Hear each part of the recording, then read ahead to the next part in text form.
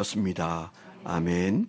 우리 격려하겠습니다. 하나님은 오늘도 살아서 우리 가운데 역사하십니다. 기도하시죠. 네, 오늘 우리는 다시 올해 표어가 되고 우리 신앙의 교회적 주제가 되는 사랑을 좀 다시 얘기하려고 합니다. 다들 사랑에 관한 아는 건 많은데 자신은 없어 합니다. 저도 마찬가지입니다. 한 70년 살면서 사랑 타령을 했는데도 잘 안 되는 거 보면 아마 죽을 때까지 잘 안 될 것 같긴 합니다. 그렇지만은 잘 안 되는 채로 내버려 둘 게 있고 그거 어떻게 쓰든 바로 잡아야 될 일이 있다면 사랑은 우리가 노력하고 바로 잡아야 합니다. 왠가 하면 하나님은 사랑이시기 때문이고 그 하나님 사랑 때문에 우리가 예수 믿었고 우리가 천국 가면 할 일이 딱 하나밖에 없어요. 사랑하는 일밖에 없습니다. 분명히 천국에는 사랑 많이 하고 온 사랑꾼이 있고 이 세상에서는 겨우 구원받고 온 그런 예수쟁이가 있을 겁니다. 그 삶의 질이 다르다는 말을 어떤 사람이 아파트가 다르다는 말을 했다가 공격을 받은 적이 있어요. 어떤 분이 입신이 되어서 천국에 갔는데 펄시 콜레라는 사람이 천국에 가보니까 아파트 평수가 다르더라. 그리고 아파트 로얄층이 있고 아래서 사는 사람들이 있더라. 그래서 좀 한국 사람들은 좀 은혜를 받았는데 전 세계에서 신학자들이 공격을 많이 받았어요. 저도 조금 기분이 안 좋습니다. 왜냐하면 제일 좋은 큰 넓은 층에 살 것 같지는 않아요. 제가 그렇게 사랑꾼은 아닙니다. 그렇지만 사실은 제가 마음에 생각할 때 내가 목회를 40년 한 교회에서 했는데 다시 40년 전으로 돌아가서 목회를 개척한다면 그냥 사랑 얘기만 해도 좋을 걸.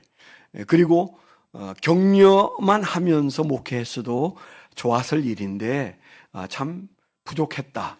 그런 마음이 많이 들어서 오늘 설교는 다시 우리가 사랑을 꺼낸 얘기지만은 각자가 할 말이 많고 후회가 많은 주제다. 그런 생각이 드는 부분입니다. 송구영신 예배를 드리는 때부터 지금까지 이 표에 관한 설교를 여러 번 한 것 같습니다. 그래서 우리가 표를 다 기억합니다. 사랑으로 아름다움을 증명하는 교회. 그게 올해 우리 표입니다. 한번 같이 해보실까요? 큰 목소리로. 한 번에 잘 되면 두 번 안 하겠습니다. 시작. 네, 두 분 하기 싫은가 봐요. 네, 잘하셨어요. 네, 우리가 교회 이름이 아름다운 교회인데 그거 떼어버릴 수도 없고 그걸 그대로 가져간다면 우리가 올 한 해 동안 필사적으로 우리 신앙 행섭 중에 생각하고 해야 될 것이 증명해야 된다. 아름다운 것을 누가 봐도 인정할 수 있는 그런 증명이 되어야 된다. 우리가 예수 믿는 건 맞는데 내가 예수 믿는 것을 증명해야 돼요. 그래서 아브라함이 남방 왕에게 그런 말을 듣지 않았습니까? 당신은 한 나라의 왕도 아니고 그냥 족장에 지나지 않는데 내가 분명한 것 당신과 연합하고 싶다. 좀 이렇게 계약을 맺고 싶다. 그렇게 말하면서 한 말이 무슨 말이었어요? 당신에게는 하나님이 함께 하시는 게 보인다 그랬어요. 영안이 밝아서만 보이는 게 아니에요. 하나님이 그저 세속적인 한 왕이 아브라함의 사는 꼴을 보니까 저 사람에게는 보이지 않는 하나님이 함께 하는 것이 보인다고 말했잖아요. 올 한 해 동안 우리가 하나님을 보여줄 수 있어야 되고 그리고 아름다운 교회가 아름다운 것을 보여줄 수 있어야 되는데 하나님이 저에게 목회자로서 저에게 주신 분명한 사인은 너희들에게 지금 가장 중요하고 그리고 끝까지 중요한 한 가지가 있는데 그게 사랑이다. 그렇게 말씀하셨어요. 아멘. 여러분 스스로 우리는 정말 사랑 공동체라고 말하는 때에 정말 부끄럽지 않은가 돌아보셔야 됩니다. 제가 여러분들이 사랑이 있는 분인 건 인정합니다. 제가 본 어떤 교회보다도 멋있는 교회인 것도 인정합니다. 그런데 사랑이 충만하여 아름다움을 증명하고 있나? 그렇게 생각하면 저부터도 별로 그렇게 자신감이 없어요.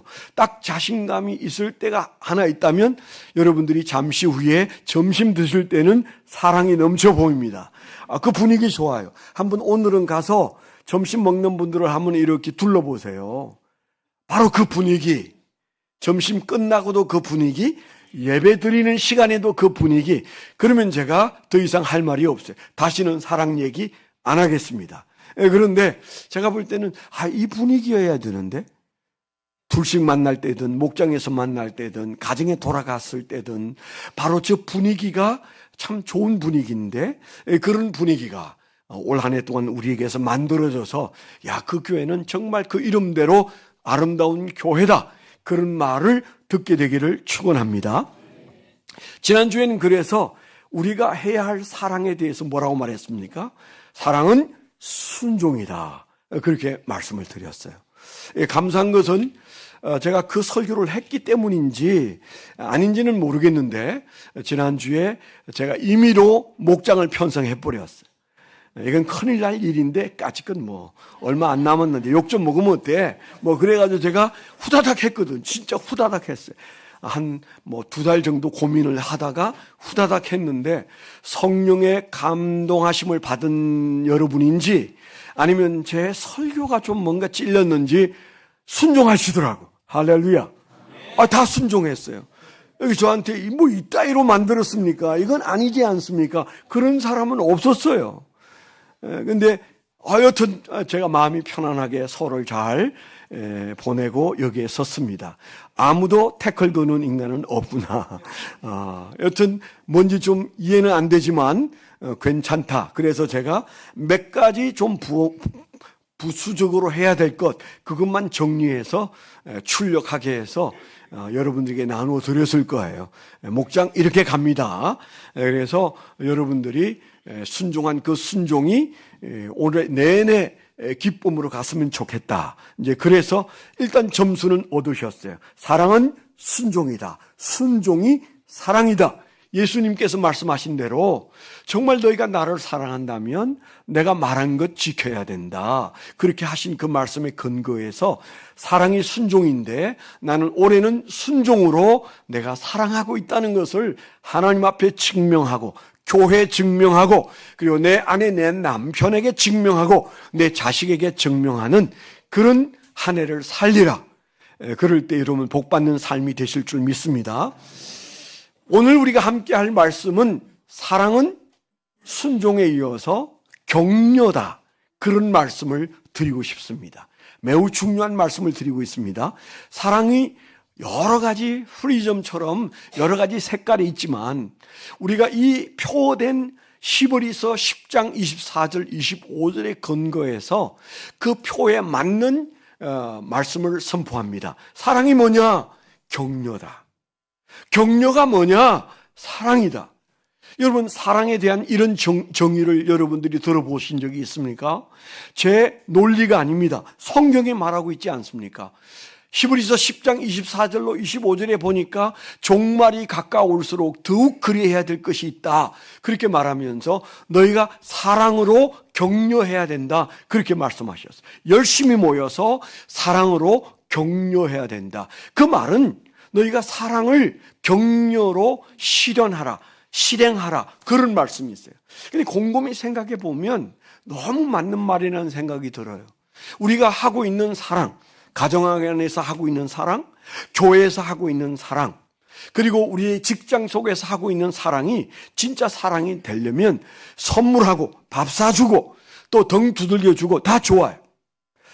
다양한 사랑의 방법들이 있을 텐데 여러분 대입을 해보십시오. 격려하는 게 사랑이야. 사랑이 격려야. 그렇게 말하는데 반박할 여지가 있습니까? 제가 살아오면서 자식을 키우면서 저는 많이 가르치려고 했었습니다. 잔소리 엄청 했습니다.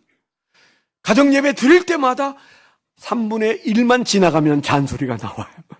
성경이 하는 말이 내가 할 말인데 그 말이 하고 나면 잔소리가 되더라고. 목이 떨구어지고 자꾸 좀 꿈틀거리는 게 듣기 싫구나. 이제 그런 생각을 하게 돼요. 교회에서도 제가 설교 얼마나 많이 했습니까? 몇만 번 했잖아요. 설교할 때마다 분위기 틀려요. 여러분 모르죠? 저 사람은 내 말을 받아들이고 있나? 아니면 쌩 까고 있나? 아니면 힘들어하고 있나? 다 보인다. 다 보여. 보여요. 그래서 제가 그런 얘기 하잖아요. 제가 누가 왔는지 안 왔는지 안다고 그랬잖아요. 이 정도는 알겠지만은 몇천 명 모일 때도 알았어요. 그거 왜 할까요? 저 사람은 내 말을, 내 설교를 지금 어떤 생각으로 지금 받아들이고 있는지 표정만 보고 안다니까요. 그러니까 제가 하는 말에, 설교에 격려가 되시는 분들이 있는가 하면, 아이씨, 또 저 잔소리야. 뭐 이렇게 하는 사람도 있지 않겠어요? 저 목사는 어떻게 맨날 정치 얘기만 하는 거야? 그걸 또 정치로 갖다 붙이고 듣는 사람도 있을 거라고요. 저분은 나보고 하는 소리야, 나보고.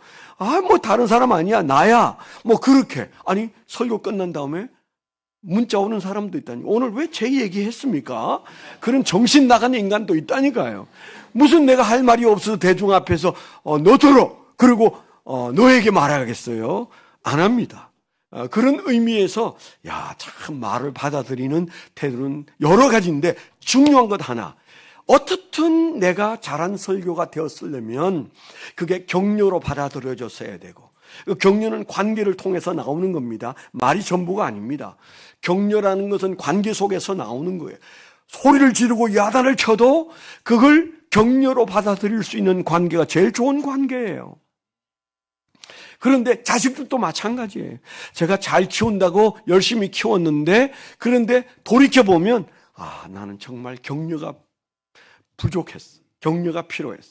왜 그 엉뚱한 것에 많은 시간을 보냈을까? 내가 격려적 마음을 품고 했으면 정말 저러지는 않을 텐데, 이런 생각이 드는 거죠. 배우자도 마찬가지입니다. 우리가 배우자에게 잘한다고 하지만은, 그러나 우리가 살아온 인생을 가만 곱씹어 보면 격려했으면 될 일을 왜 그랬을까? 이런 일들이 수북이 쌓여 있습니다. 우리는 다 격려받으면서 자라고, 격려받으면서 인생 살아가고, 그리고 격려하면서 인생의 문제들을 풀어가는 존재들이에요. 그게 인간에게 있는 겁니다. 물론 짐승도 격려합니다. 자기를 야단치고 때리고, 그래도 그 개는 와서 막 핥아주고 꼬리 흔들고 하잖아요. 그게 어떻게 받아들이세요? 이거 대책 없다, 야. 내가 저렇게 야단을 쳐도, 아무데나 똥 눈다고 야단 쳐도 꼬리를 흔들고 숨어버리지 않고 다가오네. 그래서 우리는 개를 못 버리는 거예요. 왜요? 개가 하는 짓도 격려로 여겨집니다. 언제가 제가 얘기했잖아요. 밖에 나가다가 들어올 때 제일 먼저 격려하는 존재가 있다. 그 존재는 개더라. 그래서 사람들은 개 붙들고 죽고 못 사는 거예요. 예? 개가 만날 때마다 짖으면 벌써 그건 해먹었어요. 뭐 아름답고 귀엽고 그래서 안 잡아먹는다는데 그렇지 않아요. 얼마나 귀여운 소도 잡아먹고 여러분들이 닭도 잡아먹고 다 잡아먹었는데 왜 개만 안 된다고 그래요? 갑자기 이상한 말이 나와서 미안합니다. 개가 안 되는 이유는 개를 통해서 격려를 받기 때문이에요. 다른 생각하지 마세요. 사실 아닙니까? 그래서 우리가 격려는 정말 필요한데, 해야 되는데. 근데 오늘 주제가 뭐예요? 사랑은 격려다. 분명히 24절, 25절에 그렇게 나와 있잖아요. 그러면 격려가 사랑이면 순종보다 좀 쉽다고 생각되시죠? 제가 지난주 사랑은 순종이라고 할 때 이 표정은 아니었어요. 훨씬 가벼우세요. 그건 내가 뭐 하고 있는 건데, 하는데, 격려하는 게 사랑이라면 그건 내가 당장도 할 수 있다. 그런 마음이 드시죠? 네, 맞습니다. 그게 사랑 맞아. 그런데 중요한 것은 격려 제대로 하고 있느냐고요. 하나님이 우리를 격려하시듯, 예수님이 우리를 격려하시듯, 그렇게 여러분 자식에게 격려하고, 그리고 배우자에게 격려하고, 교인들에게 격려하고, 그렇게 살고 계시냐고요. 아닐걸요? 그랬으면 여러분 인생은 훨씬 좋았을 겁니다. 여러분의 삶에서 격려한 그 결과물이 지금 현재 인간관계일 수 있다는 사실. 관계가 아주 나빠져가지고 쳐다보기도 싫은 그 관계는 무엇의 결과일까요? 격려의 결과입니다. 내가 그를 좀 더 격려했더라면 제가 주중에 설에 어떤 이만갑 나왔던 어떤 프로그램을 봤는데 그게 김소연이라는 여성이 나왔어요. 결혼을 했는지 안 했는지는 모르겠는데 그 사람은 아주 어렸을 때 12살 때부터 그저 넝마주의처럼 길거리를 돌아다니면서 음식을 주워 먹는, 심지어 소똥 속에 있는 옥수수도 씻어서 그걸 먹을 만큼 고달픈 인생을 살았더라고. 12살에 엄마 아빠가 다 중국으로 가버리고 없었어요. 그리고 어느 집에 가서 살기도 어려우니까 여기저기 돌아다니면서 살다가 탈북하려고 17살 땐가 했다가 13살인가 17살인가 했다가 잡혀가지고 수용소에서 오만 고통을 다 겪었던 그 사람이 자기 힘으로 다시 탈북을 해서 어쩌다가 저 제주도까지 비행기를 타고 오게 되고, 그리고 국정원에 가는 날 자기를 떠났던 엄마를 국정원에서, 그날 엄마는 태국에서 들어오고 자기는 제주도에서 가서 만났어요. 그런데 하나도 반갑지가 않고 울기는 했는데 상처가 고스란히 자기 마음속에 있었어요. 그리고 얼마 후에는 17년 만에 아버지를 만나기도 했어요. 근데 여전히 그 아버지는 마음에 안 들고 술 먹고 담배 피고 세상 비관하고 탈북했어도 그렇게 사는 아버지와 한 집에 살면서 그냥 켜켜이 많은 상처가 있었어요. 어느 날 이분이 예수 믿고, 그리고 이제 그 윤설미라는 사람과 함께 악단을 만들어서 미국 간정 공연을 갔는데 아침에 일어나서 하나님, 저 삼겹살 먹고 싶어요. 정말 먹고 싶어요. 그렇게 기도를 하고 말도 안 되는 기도를 하고 공연을 떠났는데, 그리고 한참 가는 도중에 전화가 왔어요. 오늘 저녁 메뉴는 양식으로 말씀을 드렸는데 갑자기 프로그램이 바뀌어서 양식을 먹을 수 없습니다. 그래서 제가 임의로 삼겹살 집을 예약해 놨습니다. 죄송합니다. 그때부터 자기는 몇 시간 울었대요. 며칠을 울었대요. 삼겹살 때문에. 아침에 그거 먹고 싶다고 기도했는데 보이지도 않는 하나님이 그가 해가 질 때 프로그램이 바뀌고 상황이 바뀌어서 삼겹살지로 간다면서 미안하다고 그 팀들에게 말하는데 자기는 남들은 이해하지 못하는 눈물을 흘렸대요. 너무 하나님의 경례가 컸대요. 그래서 그가 하나님 앞에 감사하고, 그리고 그 공연을 하면서 아버지에게 편지를 보냈대요. 카톡을 보냈대요. 아버지 사랑한다고. 그렇게 카톡을 보내고 나중에 공연을 마치고 한국에 돌아왔는데 아버지가 술을 거의 먹지 않고 담배도 거의 피지 않고 사람이 180도 바뀌어 있었대. 이유는 그 딸이 보낸 카톡을 보고, 사랑한다는 카톡을 보고 이렇게 살 수는 없다. 그래서 그 아버지가 평생 이 세상을 저주하며 살던 삶을 다시 바꾸어 살아야 되겠다, 그런 마음을 먹었다는 거예요. 여러분 어떻게 생각하세요? 격려는 사랑 아닙니까? 근데 우리는 그 격려를 충분히 하고 살았느냐고요. 하나님이 우리를 격려하시듯 그렇게 했느냐고요. 그렇게 못 살았어요. 왜 그렇게 못 살았어요? 루틴이 없어요. 루틴이. 제가 지난번 말씀드렸잖아요. 사랑이라는 것은 루틴이 갖추어져야 그게 나오는 것이다. 마음먹어서 되는 건 아니에요. 온 몸으로 내가 이렇게 해야 되겠다라는 루틴이 있어야 돼요. 그때 제가 골프 얘기했잖아요. 해도 안 되는 게 골프인데 아마 저보다 못하는 분도 많았을 거예요. 저는 스크린에 가면 그냥 드라이브로 200m 넘기는 건 뭐 웬만하면 200m 가요. 잘하죠? 이 나이에 아마 150 가는 분도 있을 거요. 그거 그렇게 안 될까봐 안 하는 분들도 계실 겁니다. 저희 아파트는 2만 원만 내면 한 달 내내 스크린에서 연습할 수 있어요. 그런데 그게 잘 안 되는 이유는, 제가 8년째 됐는데 안 되는 이유는 루틴이 없어요. 아무도 가르쳐준 사람이, 제대로 가르쳐준 사람이 없어요. 우리 정학봉 집사님이 제가 가르쳐 주겠습니다 뭐 그렇게 얘기하셨는데 아주 잘하신다는 소문은 들었어요. 그런데 다 그것까지 내가 교인한테 배우긴 그렇다. 그래가지고 제가 유튜브를 열심히 보는데 안 돼요. 어느 날 그 지하실에, 우리 아파트 지하실을 지나가는 프로가 하는 말이, 아버님 그렇게 치면 안 돼요. 저한테 그랬어요. 그래서 내가 찾아봤더니 다가와서, 아니 왜 공을 쳐다보고 딱 쳐야 되는데 머리가 그렇게 좌우를 흔들립니까? 내가 흔들린다고는 생각했는데 그분이 봤을 때는 저건 안 되는 거예요. 그리고 아크가 그렇게 작아가지고 팔만 이렇게 빼가지고 치는데 그거 아닙니다. 그러니까 안 가잖아요, 저한테. 그러면서 이제 몇 가지 얘기해 줬는데 그날은 조금 갔는데 그 다음날 다시 안 돼요. 왜 그럴까요? 루틴이 없어요. 그냥 내 식으로 그냥. 언제나 그 루틴은 그날마다 바뀌어요. 그러면 안 되는 거죠. 신앙도 이 어려운 것을, 이 사랑을 격려로 하려면 격려가 루틴이 돼야 된다. 아멘? 그거 여러분 제대로 하셔야 돼요.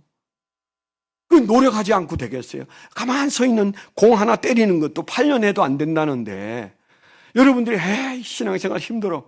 잘 안 돼. 힘들어. 아니에요. 그 따위로 해가지고는 안 되는 거죠. 그래서 여러분 사랑이 격렬하면 오늘 말씀에 격려의 루틴이 필요한 겁니다. 그러니까 오늘 말씀에 뭐라고 말씀하셨어요? 서로 돌아보아 사랑과 선행을 격려하는데 모이기를 피하는 어떤 사람들의 습관과 같이 하지 말고 오직 권하여 그날이 가까움을 볼수록 더욱 그리하자. 더욱 연습해야 된다. 그 루틴을 가져야 된다. 그 얘기를 하고 있는 거잖아요. 그래서 사랑이 격렬하면 그거 쉽지 않다. 살아온 우리의 궤적이 말해주는 대로 내가 좀 더 격려를 알았으면 내 자식들에게 상처 안 주고 살았고 부부 사이에 상처 안 주고 살고 내 앞에 원수가 이 정도로 생기진 않았을 텐데 교회 안에서도 마찬가지입니다. 여러분 교회 안에서 행복해요? 오는 게 정말 즐거워요? 또 빨리 가고 싶어요? 그 정상입니다. 그게 잘 안 된다면 여러분 지금 현재 격려를 못 받고 있거나 격려를 안 하고 있는 사람이에요. 격려를 배우게 되기를 축원합니다. 제가 아까 골프 얘기를 말한 대로 루틴을 만드셔야 돼요. 루틴 하니까 생각나는데 옛날에 제가 어느 세미나 가서 들은 얘기인데 아주 유명한 목사님이세요. 그분이 서울에서 아주 많이 모이는 그런 교회 목사님인데 자기가 골프가 아니고 볼링을 치면서 아주 스트레스를 풀고 살았는데 이런 일이 있었다. 그런 얘기를 하더라고요. 자기가 볼링을 치는데 10개의 핀을 한 번에 팍 쓰면 얼마나 신나는데 자기가 루틴을 정했대요. 이 10개의 핀은 10명의 장로다. 우리 교회 10명의 장로다. 내가 한 방에 쓰러뜨리면 날아간다. 그래서 장로에게 받은 스트레스를 푸느라고 항상 장로 10명 다 쓰러뜨려야지. 그리고 했는데 잘 됐다는 거예요. 근데 이분이 그 얘기를 어느 목회자 세미나 때 했는데 그 말이 바로 들어갔어요. 그 교회 장로들이 뒤에서 이제 말하는 거예요. 저 목사님은 볼링 칠 때 장로들을 때려 부순대. 스트라이크는 그들을 다 무찌른거래. 저분이 그런 마음으로 어떻게 볼링을 하냐. 그래가지고 어느 날 그 귀에 들어온 거예요. 그래서 저분들이 기분 나쁜가 보다. 그럼 바꿔야 되겠다. 이제는 내가 우리 장로들이 아니고 사탄이라고 봐야 되겠다. 귀신들이라고 봐야 되겠다. 애따 사탄아 이러면서 하게 됐다고 그런 얘기를 하는데 그것도 아마 그분의 루틴인 모양이에요. 여러분 격려는 어렵습니다. 여러분들이 가지고 있는 지금의 방법으로는 세상을 녹이기 어려워요. 자식들을 돌이켜 놓기 어려워요. 그리고 여러분 배우자가 여러분을 더 사랑하기 위해서는 격려를 좀 더 적극적으로 배우셔야 되는데 제가 오늘 여러분들에게 아주 간단한 해답을 드릴 거예요. 그러면 격려에 해당하는 그걸 배운다면 루틴이 뭐냐? 그렇게 묻는다면 여러분들이 잘 알고 있는 것이에요. 딱 한마디로 말하면 가정교회 안에 목장 안에 그 루틴이 이미 있다. 이 사실을 여러분 믿으셔야 합니다. 지금 여러분들은 목장하면서 힘들었던 것만 기억하고 하라니까 순종은 해야 되는데 그거 꼭 해야 되나? 이제 그런 마음을 가지고 계시는 분들이 대부분이세요. 우리가 약을 먹을 때도 그 약이 쓰고 불편한 것들을 안고도 그것이 가지고 있는 아주 좋은 것들 이유 때문에 우리가 먹는 것처럼 가정교회는요 그냥 즐거울 수는 없어요.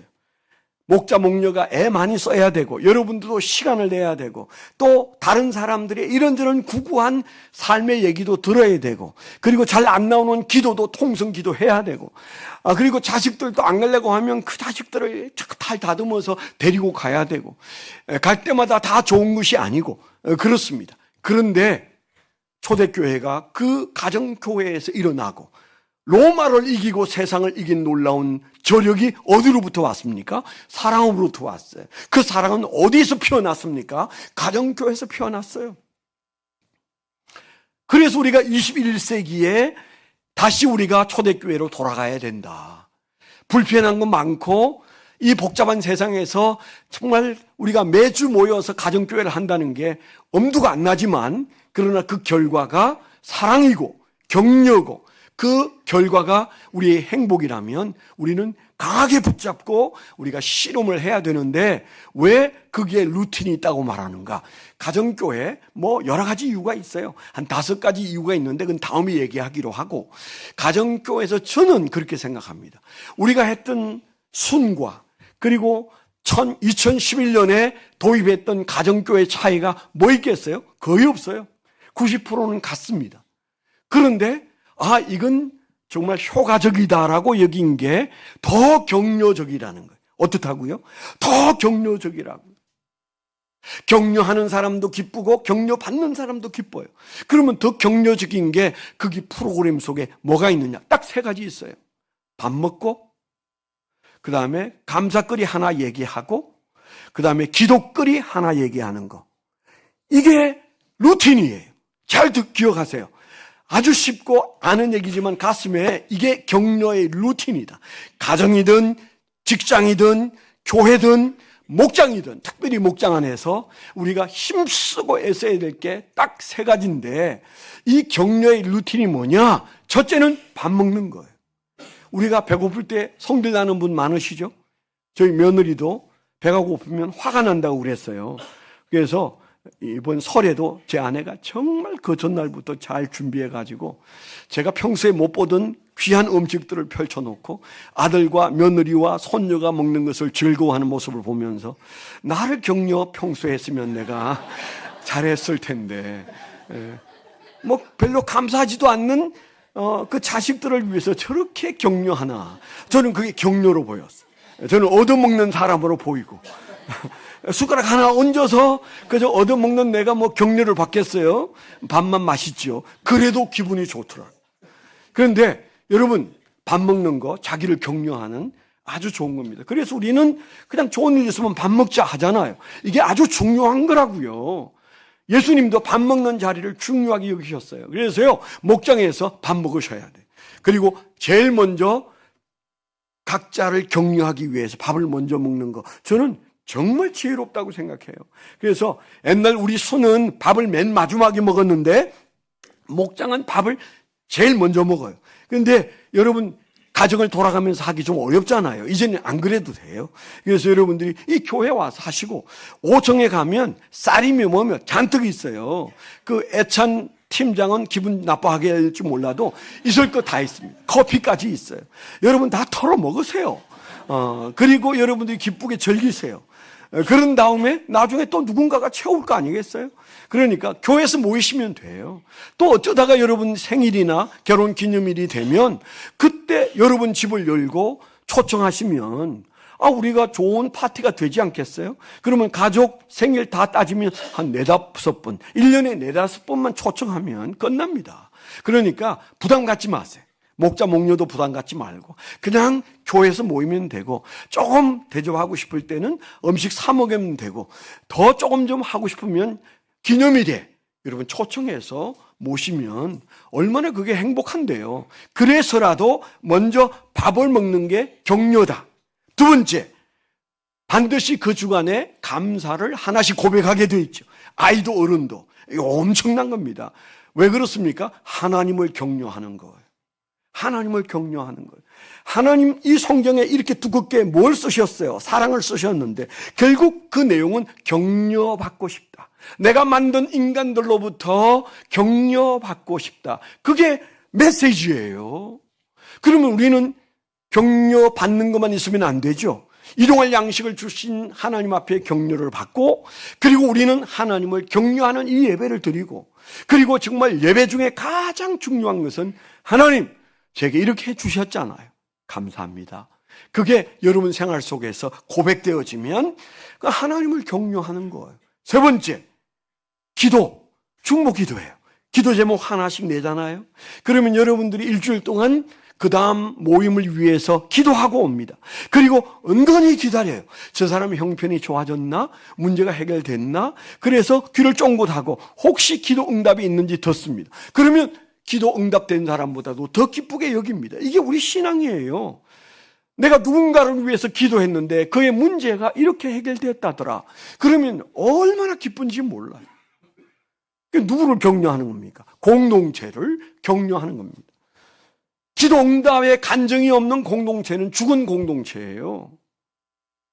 제가 그래서 여기 시작했을 때 모든 사람에게 간증하라고 그랬잖아요.